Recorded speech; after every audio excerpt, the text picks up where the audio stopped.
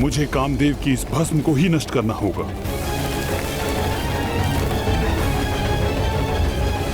जब सब कुछ नष्ट हो जाता है तब मात्र भस्म ही शेष रह जाती है, किंतु उसे नष्ट करने का भला क्या उपाय हो सकता है? यदि मैं इसे नष्ट नहीं कर सकता तो इसे भिन्न भिन्न दिशाओं में बिखेर तो सकता हूं, जिससे यह आकार लेने हेतु एक स्थान पर एकत्र न रह सके।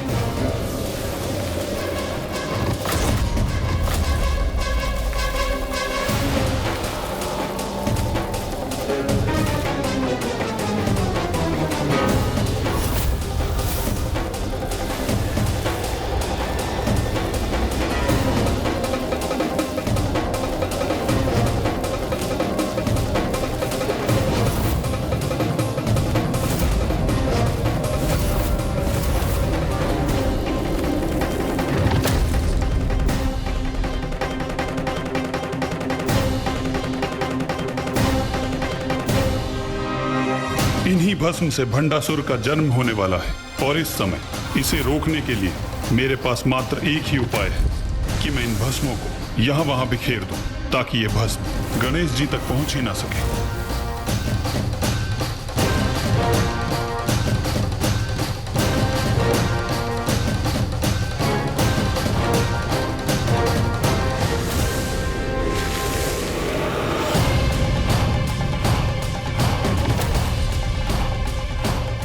अब जो भस्म शेष है उसे भी इसी प्रकार बिखेरना होगा मुझे।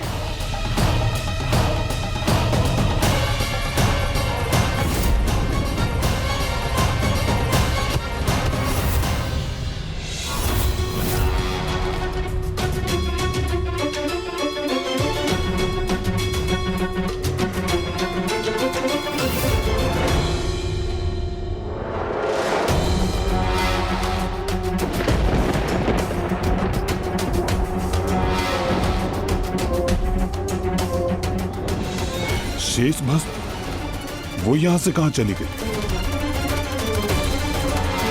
भला कहां अदृश्य हो सकती है?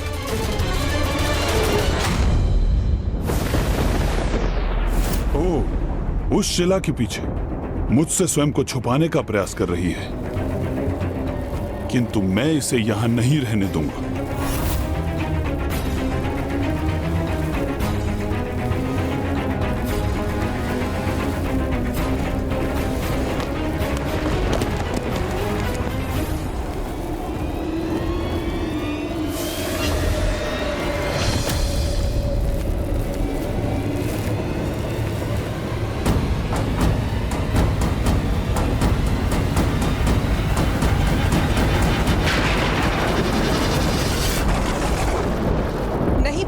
ग्रीफ नहीं पुत्र है ग्रीफ।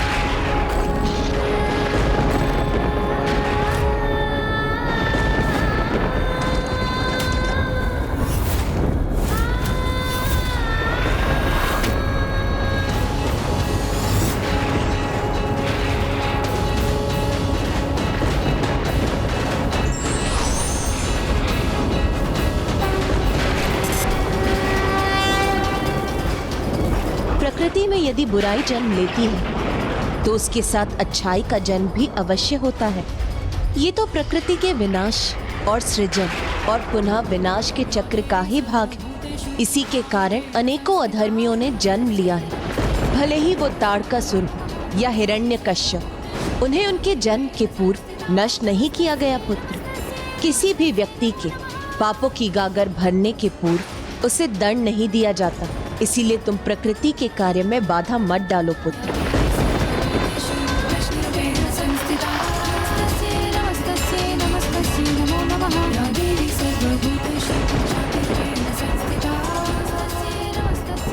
उचित है माता, मुझे क्षमा कीजिए माता।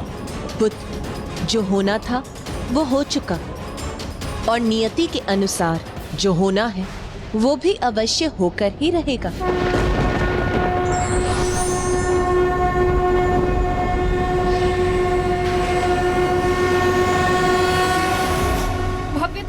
हाँ हाँ, कितना अद्भुत आयोजन है। हाँ, भव्य तो होगा ही।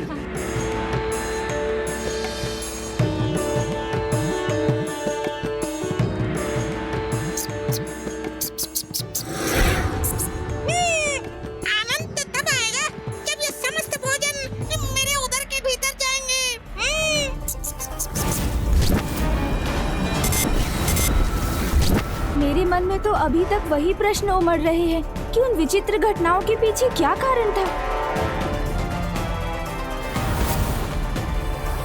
पिताश्री,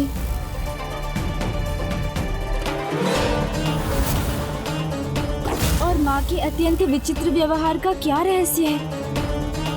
कब आरंभ होगी अभिषेक की ये विधि, जिस विधि के संपन्न होने पर ही मैं अपने प्रश्नों के उत्तर प्राप्त कर सकूंगा।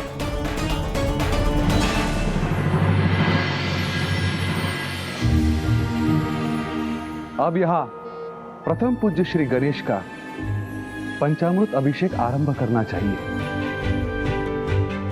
ये समस्त आयोजन प्रथम पूज्य श्री गणेश को बधाई और हमारी ओर से इनका आभार व्यक्त करने स्वरूप किया गया है, क्योंकि इन्होंने दशानन रावण द्वारा प्रभु महादेव के आत्मलिंग को लंका ले जाने से रोककर इस समस्त संसार पर आने वाले घोर अनिष्ट को सुरक्षित कर दिया है। ऐसा महान कार्य किया है इन्होंने। अभिषेक की ये सुंदर विधि तो गणेश जी के माता द्वारा ही आरंभ होनी चाहिए। पुत्री पार्वती,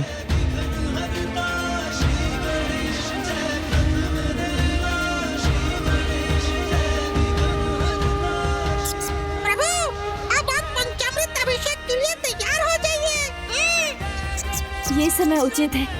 अब मैं माँ से अपने प्रश्नों का उत्तर भी जान सकता हूँ। माँ, मुझे आपसे कुछ कहना है। पुत्र, मुझे ज्ञात है तुम्हारे मन में तो सदा भांति भांति के प्रश्न उत्पन्न होते रहते हैं, किंतु ये प्रश्न और उत्तर में उलझने का समय नहीं है पुत्र। एक बार अभिषेक संपन्न हो जाए, उसके पश्चात हम अवश्य वार्तालाप करेंगे।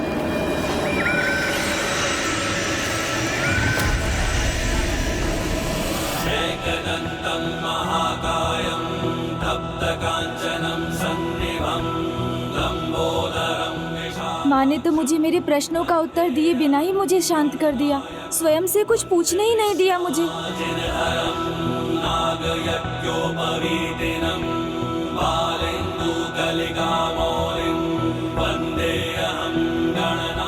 आइए देवी मैना, अपने सर्वाधिक प्रिय नाती का आप दही से अभिषेक कीजिए।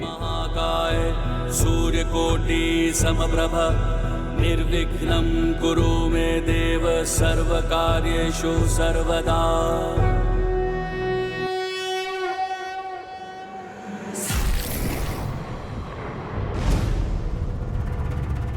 क्या हुआ पुत्र गणेश, किस विचार में हैं आप?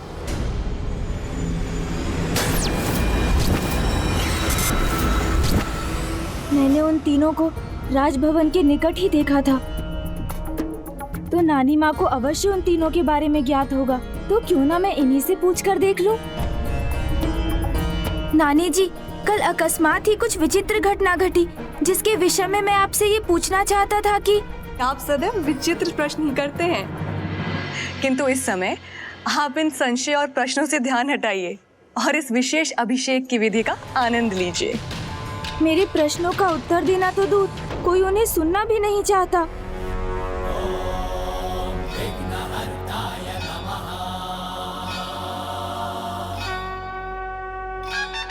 प्रभु, अब आप गणेश का ग्रीस से अभिषेक कीजिए। नहीं महाराज हिमावन, आप उसके नाना जी हैं, इसलिए मुझसे पूर्व तो आपके द्वारा ही उसका अभिषेक सर्वथा उचित है।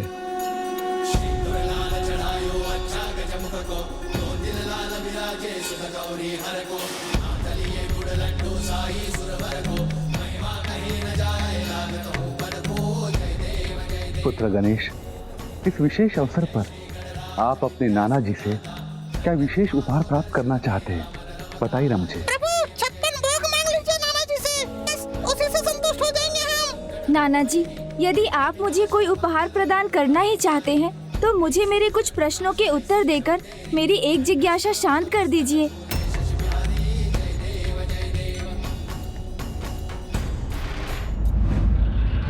आप अपने समस्त प्रश्नों का उत्तर ढूंढने में स्वयं सक्षम है। आप केवल मुझे इतना बताइए कि मैं आपको उपहार स्वरूप क्या दे सकता हूँ। किंतु नाना जी, अभी तत्काल बताने की कोई आवश्यकता नहीं है। आप इस अभिषेक के उपरांत भी मुझे बता सकते हैं।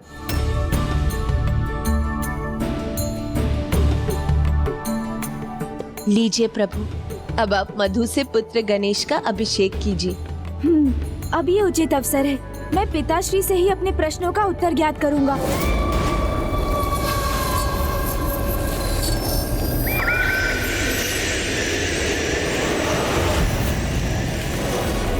पिताश्री, मुझे आपसे कुछ।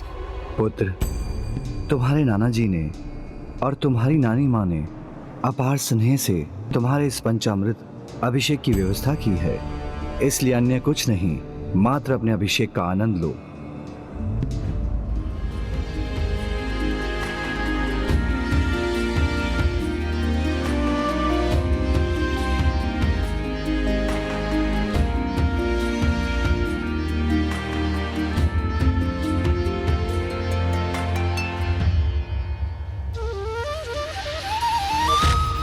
अब इक्षु रस से प्रथम पूज्य गणेश जी का अभिषेक करने का अवसर किसे प्राप्त होना चाहिए?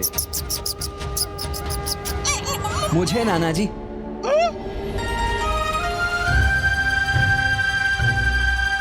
मैं करूंगा अनुज गणेश का अभिषेक। मुझे क्षमा कीजिएगा, मुझे आने में विलंब अवश्य हुआ है, किंतु मैं तो माँ की आज्ञा अनुसार अनुज गणेश के सर्वाधिक प्रिय वस्तु की व्यवस्था करने ही गया था।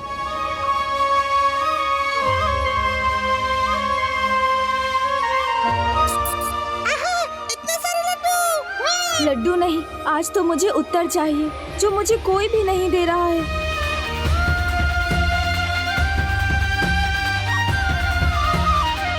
मुझे पिताश्री ने अपने वचन से बांध दिया, अन्यथा मैं भैया से ही पूछ लेता।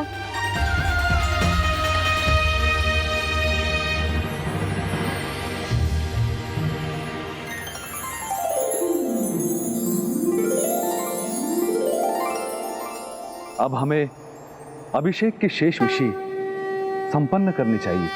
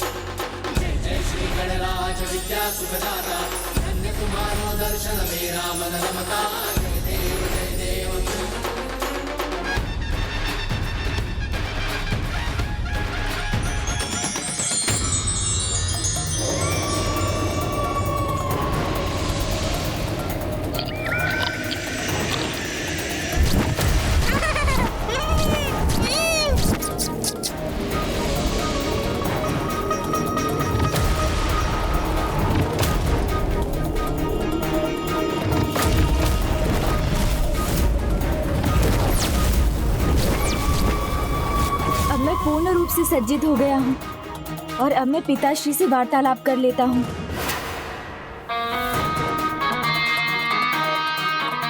मेरे अभिषेक की संपूर्ण विधि संपन्न हुई और अब मैं किसी से भी अपने प्रश्नों के उत्तर ज्ञात करने के लिए पूर्ण रूप से मुक्त हो गया हूँ।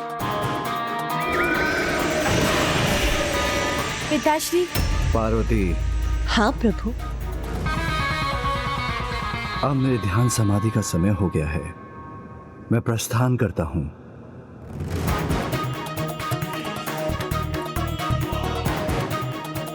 कोई बात नहीं, पिताश्री से नहीं तो मैं माँ से ही ज्ञात कर लेता हूँ। माँ, मैं बहुत अधिक समय से आपकी प्रतीक्षा कर रहा हूँ। मुझे कुछ अति आवश्यक संवाद करना है आपसे। गौरी पुत्र, आप हमें भी तो अपनी माता के साथ कुछ समय व्यतीत करने का अवसर दीजिए। हाँ पुत्र, एक माँ का भी तो अपनी पुत्री के इस समय पर अधिकार है। मुझे भी उसका कुशल मंगल ज्ञात करने का अवसर प्रदान होना चाहिए, है ना? चलो पुत्री।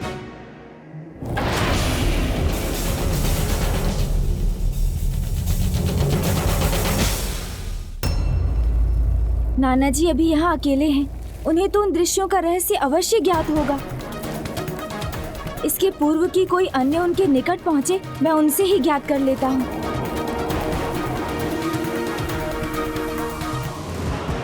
कहाँ चल दिया अनुज गणेश? अरे नाना जी के निकट भैया, और कहाँ? भूल गए अनुज गणेश, मैंने पूर्व में ही कह दिया था कि इस बार नाना जी और नानी जी का संपूर्ण स्नेह और समय केवल तुम पर ही केंद्रित नहीं रहेगा। नाना जी, वो कल रात्रि में हमारी वो वाली चर्चा अधूरी रह गई थी ना? मेरे विचार से हमें उसे अब संपन्न कर लेना चाहिए। आइए चलिए। भैया,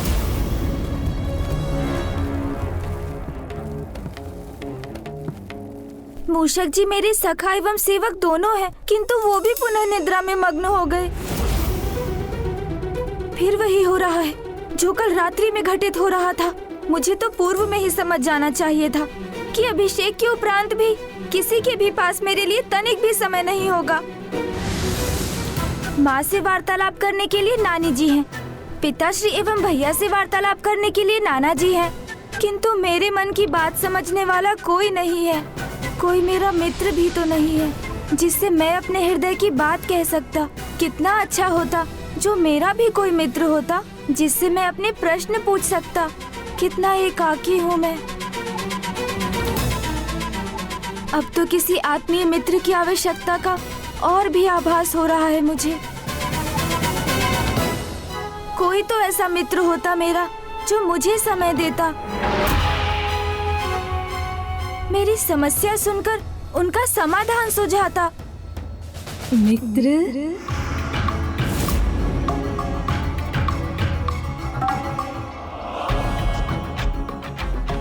मुझे भ्रम हो रहा है अथवा वास्तव में भस्म ही मुख का आकार लेकर मुझे पुकार रही है।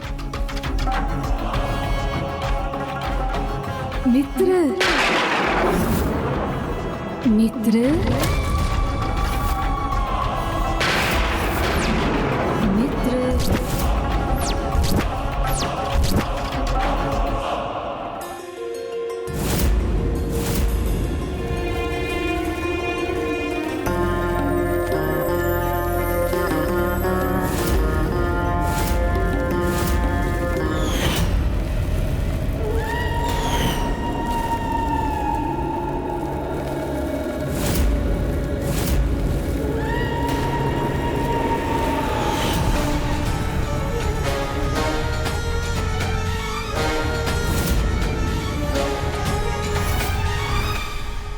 ये विचित्र भस्म अब किस दिशा में गतिशील है और क्यों?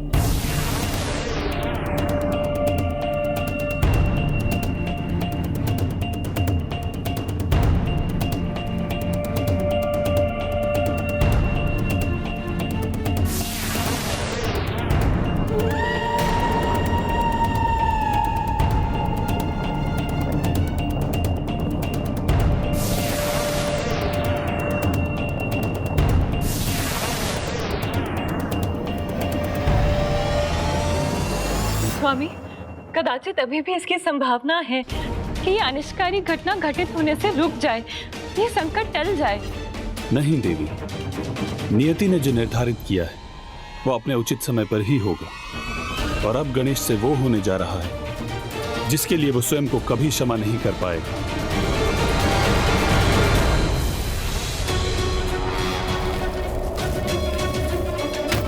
मनुष्य का फल अर्थात परिणाम पर कभी कोई अधिकार नहीं रहता, इसलिए व्यक्ति को शेष सभी कार्य विधाता पर छोड़कर मात्र उसे अच्छे कर्मों पर ही ध्यान देना चाहिए। For more updates, subscribe to our channel, click the show links and enjoy watching the videos.